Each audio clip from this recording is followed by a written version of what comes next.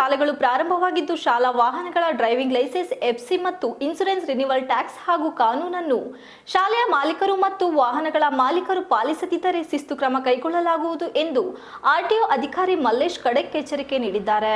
ಈಗ ನಮ್ಮ ಜಿಲ್ಲೆಯಲ್ಲಿ ಈಗ 877 ಸ್ಕೂಲ್ ಬಸ್ಸಸ್ ಇದೆ ಟೋಟಲ್.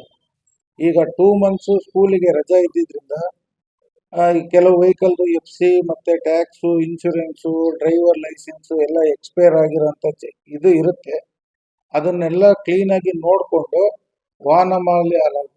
ಶಾಲಾ ಮಾಲೀಕರು ಈಗ ಸ್ಟೂಡೆಂಟ್ಗಳಿಗೆ ವೆಹಿಕಲ್ ಕಳಿಸ್ಬೇಕಾದ್ರೆ ಅದನ್ನ ಖಾತ್ರಿ ಮಾಡಿಕೊಂಡು ಈಗ ತಮ್ಮ ಕಚೇರಿಯಲ್ಲಿ ಮಾಧ್ಯಮಕ್ಕೆ ಮಾಹಿತಿ ನೀಡಿದ ಅವರು, ಜಿಲ್ಲೆಯಲ್ಲಿ 877 ಶಾಲಾ ಬಸ್ಗಳಿದ್ದು 2 ತಿಂಗಳು ಶಾಲಾ ಕಾಲೇಜುಗಳಿಗೆ ರಜೆ ಇದ್ದುದರಿಂದ ವಾಹನದ ಡ್ರೈವಿಂಗ್ ಲೈಸೆನ್ಸ್, ಎಫ್ಸಿ ಮತ್ತು ಇನ್ಶೂರೆನ್ಸ್ ಟ್ಯಾಕ್ಸ್ ಇವೆಲ್ಲ ಅವಧಿ ಮುಗಿದು ಹೋಗಿರುತ್ತದೆ. ಎಲ್ಲವನ್ನು ತಪಾಸಣೆ ಮಾಡಿಸಿ ಶಾಲಾ ಮಾಲೀಕರು ಖಾತರಿ ಮಾಡಿಕೊಂಡು ಸರಿಯಾಗಿದ್ದರೆ ಶಾಲಾ ಮಕ್ಕಳನ್ನು ಕರೆತರಲು ವಾಹನ ಕಳುಹಿಸಬೇಕು. ಏನಾದರೂ ದುರ್ಘಟನೆ ನಡೆದರೆ ಎಲ್ಲರಿಗೂ ಕೆಟ್ಟ ಹೆಸರು ಬರುತ್ತದೆ. ಯಾವುದೇ ಒಂದು ಲೋಪವಾಗಿದ್ದರೂ ಅದರ ಪರಿಣಾಮ ಎದುರಿಸಬೇಕಾಗುತ್ತದೆ. ಈಗಾಗಲೇ ಎಲ್ಲೆಡೆ ಶಾಲೆಗಳು ಓಪನ್ ಆಗಿರುವ ಹಿನ್ನೆಲೆಯಲ್ಲಿ ಮಕ್ಕಳಿಗೆ ತೊಂದರೆ ಆಗದಂತೆ ಶಾಲಾ ಮಾಲೀಕರು ಎಚ್ಚರ ವಹಿಸಬೇಕು. ಈಗಾಗಲೇ ಜಿಲ್ಲೆಯಲ್ಲಿ ಒಟ್ಟು 877 ಶಾಲಾ ವಾಹನಗಳಿದ್ದು ಅವುಗಳ ಎಫ್ಸಿ, ಇನ್ಶೂರೆನ್ಸ್ ಮತ್ತು ಡ್ರೈವಿಂಗ್ ಲೈಸೆನ್ಸ್ ರಿನಿವಲ್ ಆಗದಿದ್ದಲ್ಲಿ ಸರಿಪಡಿಸಿಕೊಳ್ಳುವಂತೆ ಶಾಲಾ ಮಾಲೀಕರಿಗೆ ಮತ್ತು ಬಿಇಒ ಮತ್ತು ಡಿಡಿಪಿಐ ಅವರಿಗೆ ಪತ್ರದ ಮೂಲಕ ತಿಳಿಸಲಾಗಿದೆ ಎಂದರು. ಮುಂದಿನ ದಿನಗಳಲ್ಲಿ ಶಾಲಾ ವಾಹನಗಳನ್ನು ತಪಾಸಣೆ ಕೈಗೊಳ್ಳುವುದರಿಂದ ಆ ಸಮಯದಲ್ಲಿ ಯಾವುದಾದರೂ ವಾಹನದ ದಾಖಲಾತಿಗಳು ಸರಿ ಇಲ್ಲದಿದ್ದಲ್ಲಿ ತಕ್ಷಣವೇ ವಾಹನವನ್ನು ವಶಕ್ಕೆ ಪಡೆಯಲಾಗುತ್ತದೆ ಎಂದು ಎಚ್ಚರಿಸಿದರು.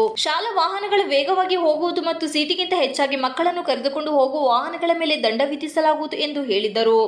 12 ವರ್ಷದ ಒಳಗಿನ ಮಕ್ಕಳು ಇದ್ದರೆ 4-5 ಮಕ್ಕಳನ್ನು ಆಟೋದಲ್ಲಿ ಹಾಕಬಹುದು. 12 ವರ್ಷ ಮೇಲ್ಪಟ್ಟವರು ಇದ್ದರೆ 3 ಜನರನ್ನು ಕೊಂಡೊಯ್ಯಲು ಅವಕಾಶವಿದೆ. ಇನ್ನು ಓಮಿನಿ ವಾಹನದಲ್ಲಿ ಎಷ್ಟು ಸೀಟಿನ ನಿಗದಿ ಇದೆ ಅಷ್ಟೇ ಗ್ರಾಹಕರನ್ನು ಹಾಗೂ ಮಕ್ಕಳನ್ನು ಸಾಗಿಸಬೇಕು. ಹಳೆಯ ವಾಹನಗಳು ಇದ್ದು ಏನಾದರೂ ಕಂಡುಬಂದರೆ ಅಂತಹ ವಾಹನಗಳನ್ನು ಸೀಸ್ ಮಾಡಲಾಗುವುದು. ರಸ್ತೆ ಮೇಲೆ ಸಂಚರಿಸುವ ಅನೇಕ ವಾಹನಗಳಲ್ಲಿ ಹೆಚ್ಚಿನ ಹೊಗೆ ಬಿಟ್ಟು ಪರಿಸರ ಹಾಳು ಮಾಡಲಾಗುತ್ತಿರುವ ಬಗ್ಗೆ ದೂರು ಬಂದಿದ್ದು ಈಗಾಗಲೇ ಕೆಎಸ್ಆರ್ಟಿಸಿ ಇಲಾಖೆಗೂ ಸೂಚನೆ ಕೊಡಲಾಗಿದೆ. ಇದೇ ರೀತಿ ಇತರ ವಾಹನಗಳಲ್ಲಿ ಹೆಚ್ಚು ಹೊಗೆ ಉಗುಳುವುದು ಕಂಡು ಬಂದರೆ ಅಂತಹ ವಾಹನಗಳ ಮೇಲೆ ದಂಡ ಸಹಿತ ಕ್ರಮ ಕೈಗೊಳ್ಳಲಾಗುವುದು ಎಂದು ಮಾಧ್ಯಮದವರು ಪ್ರಶ್ನೆಯೊಂದಕ್ಕೆ ತಿಳಿಸಿದ್ದಾರೆ.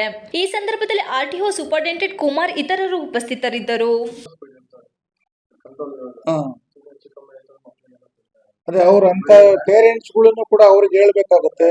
ಮಕ್ಕಳನ್ನ ನಾವು ಕಳಿಸ್ತಾ ಇದೀವಿ, ಈಗ 5 minute ಮೊದ್ಲಾಗ ಹೊರಟ್ರೆ ಅವನು ನಿಧಾನಕ್ಕೆ ಹೋದ್ರೆ ಏನು ಆಗೋದಿಲ್ಲ.